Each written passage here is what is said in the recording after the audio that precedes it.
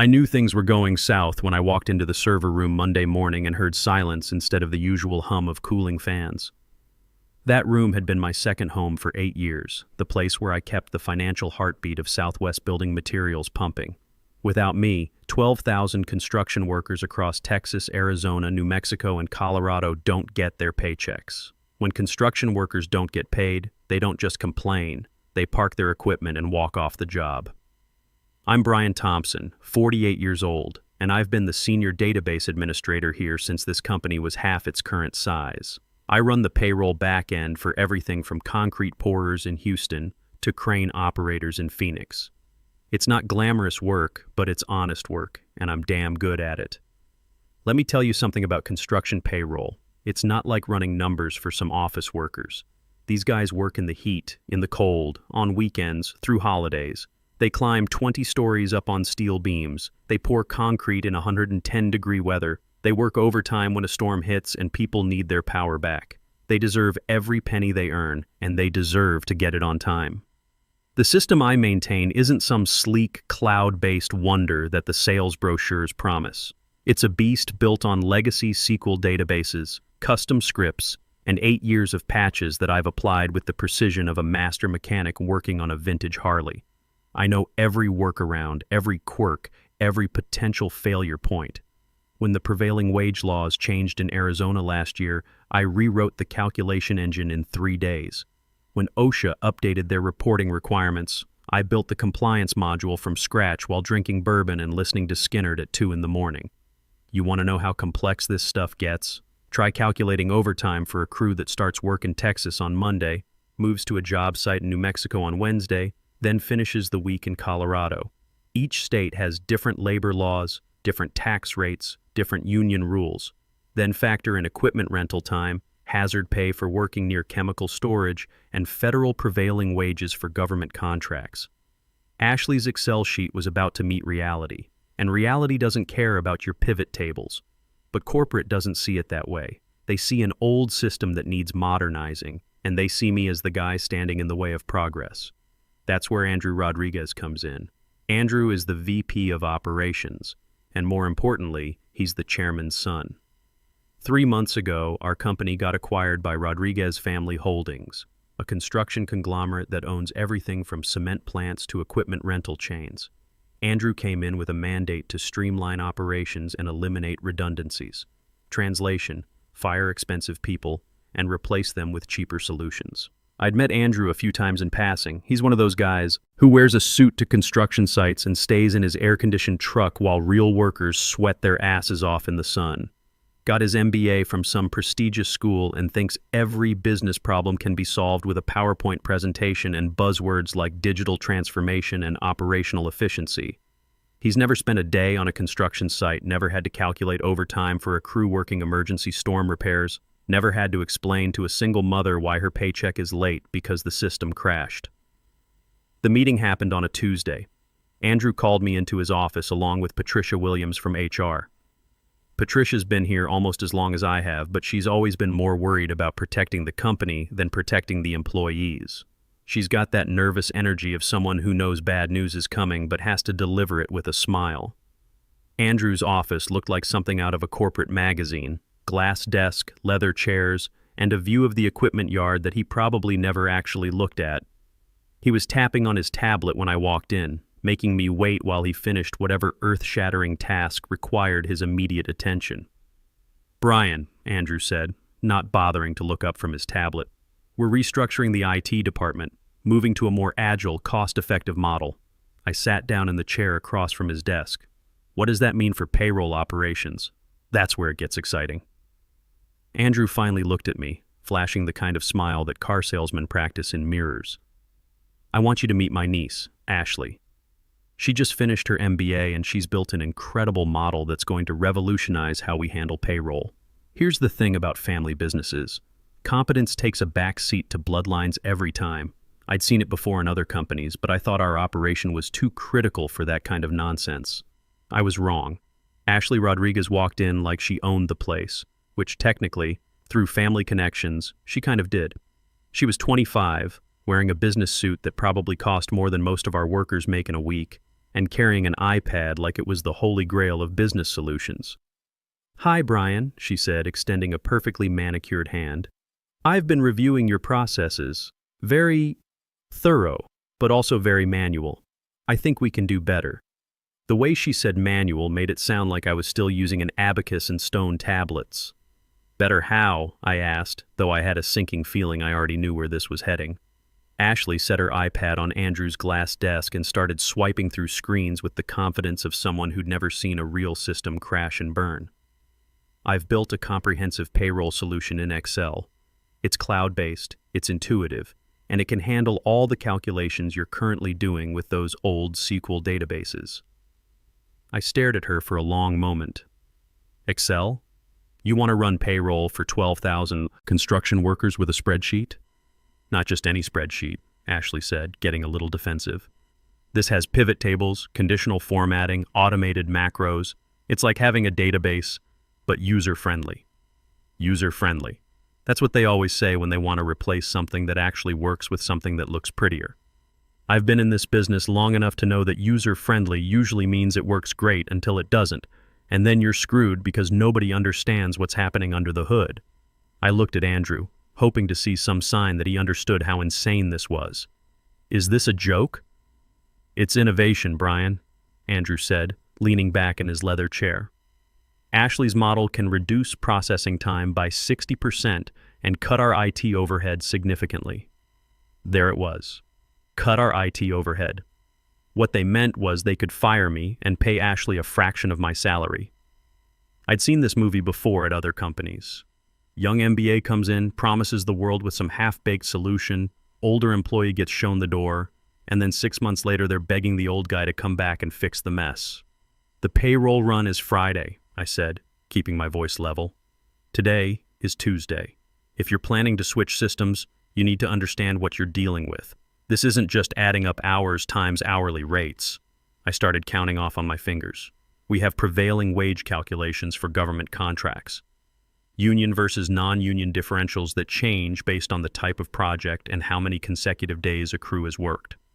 Equipment rental tracking that has to be cross-referenced with GPS data. OSHA compliance reporting. Multi-state tax withholdings where a guy can start the week in Texas and finish it in Colorado." Ashley was nodding along like she was following, but I could see her eyes glazing over. She thought she understood because she'd read about payroll in some textbook. "I've accounted for all of that," she interrupted. "My model includes lookup tables for all state regulations and automated tax calculations."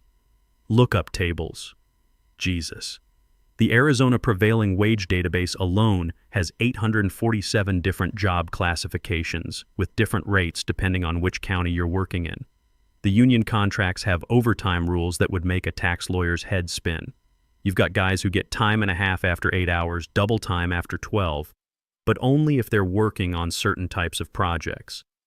Then you've got hazard pay that kicks in if they're working within 500 feet of chemical storage. But the rate changes based on what chemicals and how close they are. "Ashley," I said, trying to keep the condescension out of my voice, "have you ever calculated prevailing wages for a federal highway project?" "I've studied the regulations," she said.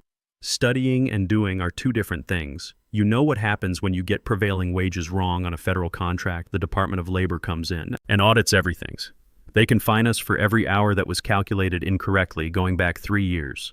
Andrew waved his hand dismissively. "We'll have compliance reviews. Ashley's model includes error checking. Error checking in Excel, right.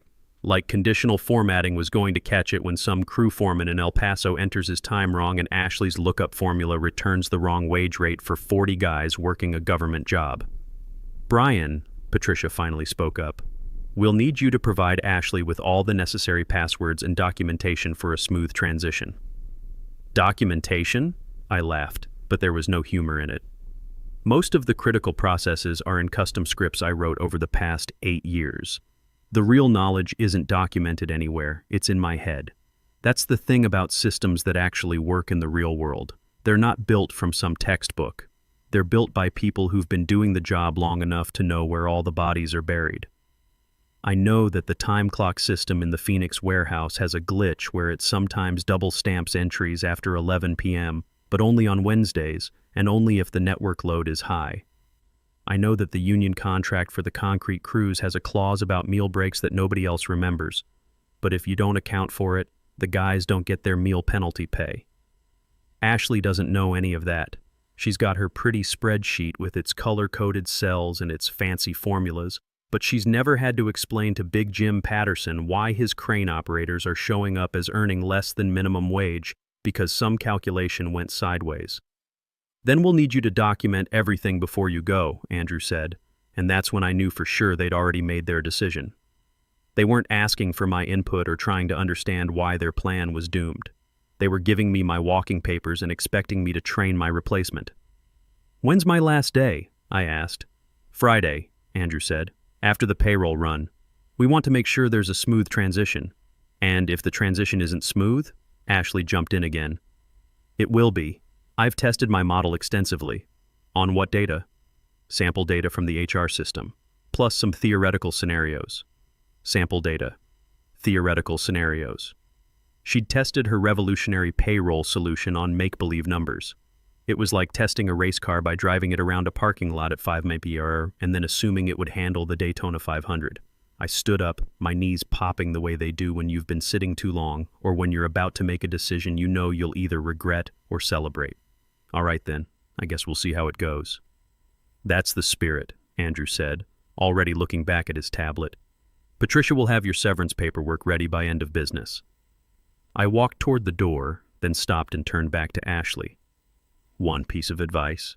She looked up from her iPad, probably expecting some technical tip about database connections or file formats.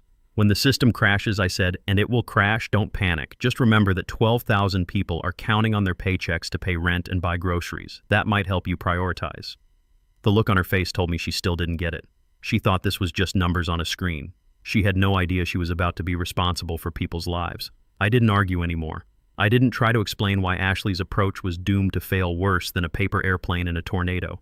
Sometimes the best teacher is experience, and Ashley was about to get an education that no MBA program could provide. The next 3 days were like watching a slow-motion car crash. I spent Wednesday and Thursday doing exactly what they asked, documenting everything I could think of, creating user guides, and writing step-by-step instructions. But here's the thing about complex systems that have evolved over 8 years. You can't document institutional knowledge. You can't write down the gut feeling you get when something doesn't look right, or the instinct that tells you to double-check a calculation because it seems off by just enough to matter. Ashley shadowed me those 2 days, taking notes on her iPad and asking questions that showed she had no clue what she was getting into. Why do you manually verify the Arizona wage classifications? She asked Wednesday morning as I ran through the pre-payroll checks. Because the state database has been corrupted since 2019, I explained. It shows the right wage rates, but about 3% of the job classifications return wrong county codes. If you don't catch it, guys working in Phoenix get paid Tucson rates, which is about $4 an hour difference. Can't we just fix the database? It's a state system. We don't control it. We just have to work around it. She made a note on her iPad. I could see her typing fix state database issue like that was something she could handle with a phone call. Thursday afternoon, Ashley was feeling confident enough to start importing real data into her Excel model. I watched her upload the raw time files from our 47 different job sites across 4 states. The spreadsheet immediately started lagging. It's just loading, she said, clicking refresh repeatedly while Excel churned through 12,000 employee records. But I could see what was happening. Her lookup formulas were hitting circular references because she didn't understand how prevailing wage calculations cascade. When you've got federal, state, and local wage requirements that can all apply to the same job, you can't just use a simple VLOOKUP. You need conditional logic that checks multiple criteria in a specific order. Ashley, I said carefully, you might want to test that on a smaller dataset first. It'll be fine, she replied. But I could hear the uncertainty creeping into her voice as Excel's memory usage spiked and the program started freezing. Friday morning came, and it was time for the official handoff. Ashley showed up early with her laptop and the kind of nervous energy you see in rookie drivers before their first NASCAR race. Ready to make history? She asked, trying to sound confident. I gathered my personal items while she set up at my workstation. Coffee mug that said World's OKest Database Admin, photo of my Harley Davidson, and a bottle of bourbon I kept for emergencies. Seemed appropriate to take it with me. Something told me they'd be needing it more than I would. The bank cutoff for direct deposits is noon, I reminded her. After that, people don't get paid until Monday. Got it, Ashley said, already focused on her screen where Excel was grinding through the payroll data like a wood chipper trying to process a telephone pole. I started to leave, then stopped. Ashley, one more thing. When this goes sideways, and it will go sideways, don't try to fix it by running the calculations again. Each time you reprocess, you create duplicate entries in the system. Fix the problem first, then rerun. She wasn't really listening. She was staring at her screen where the spreadsheet was showing error values in about half the cells. Patricia walked me to the security desk where Eddie Morrison was waiting with my severance paperwork.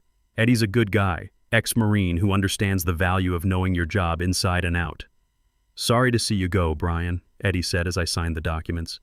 This doesn't feel right. It's just business, Eddie. Bad business, but business nonetheless. I drove home in my pickup truck, windows down, Creedence on the radio. I should have been angry, but mostly I felt like I was watching a disaster movie where you know the asteroid is going to hit, but the characters haven't figured it out yet. My phone started buzzing around 10:30 a.m. Text from Kevin Martinez, one of the payroll clerks. Brian, Ashley's spreadsheet is showing weird numbers. My overtime calculation says I worked negative hours last week. Then another text from Danny Walsh in the Phoenix office. Dude, according to this payroll report, I make $847 an hour as a concrete finisher. I wish. By 11 o'clock a.m., my phone was lighting up like a Christmas tree. Guys from all over our territory were seeing their pay stubs in the employee portal, and nothing made sense. Employee ID numbers were getting mixed up with social security numbers. Job classifications were scrambled. Crane operators were showing up as office clerks, concrete finishers were listed as executives. The funniest one came from Tony Ramirez, a foreman in El Paso. Brian, my pay stub says I worked 2,847 hours last week and my net pay is negative $12,000. Did I rob the company or did the company rob me? I could picture exactly what had happened. During the data import, Ashley had mixed up the column headers. Employee ID numbers were being used as hours worked, and hours worked were being treated as pay rates.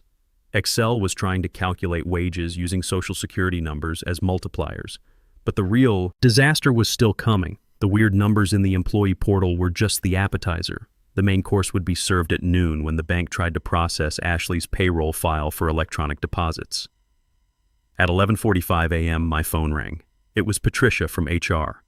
Brian, her voice was tight with panic. We need to talk. Ashley's payroll file is showing some irregularities. Irregularities? According to her calculations, we owe the federal government $2.3 million in tax withholdings this week, but we only collected $180,000 from employee paychecks. I pulled into my driveway and sat in the truck listening to Patricia explain how Ashley's Excel model had managed to create what was essentially a mathematical black hole. Also, Patricia continued, the bank is questioning why we're trying to direct deposit $47,000 to one concrete mixer in Albuquerque, while simultaneously deducting $23,000 from a crane operator's pay for something called equipment rental recovery fees. Has anyone told Andrew yet? He's in meetings all day. Ashley said she could fix it. Famous last words. I'd heard them before from every overconfident rookie who thought they could patch a sinking ship with duct tape and good intentions. Patricia, I said, you might want to cancel those meetings. By 2 o'clock p.m., Southwest Building Materials wasn't a construction company anymore. It was a disaster zone. The bank had rejected Ashley's payroll file so hard it probably left scorch marks on their servers. According to their automated response, we were attempting to transfer invalid amounts to invalid accounts using invalid routing protocols. The employee portal had crashed under the weight of 12,000 workers trying to figure out why their pay stubs looked like they'd been written by a drunk accountant having a nervous breakdown. Some guys were showing overtime rates of $847 an hour. Others had negative salaries and somehow owed the company money for the privilege of working there. But the real fireworks started when the union got involved. Big Jim Patterson has been representing construction workers for 25 years. He's built like a linebacker, talks like a truck driver, and has zero patience for corporate nonsense.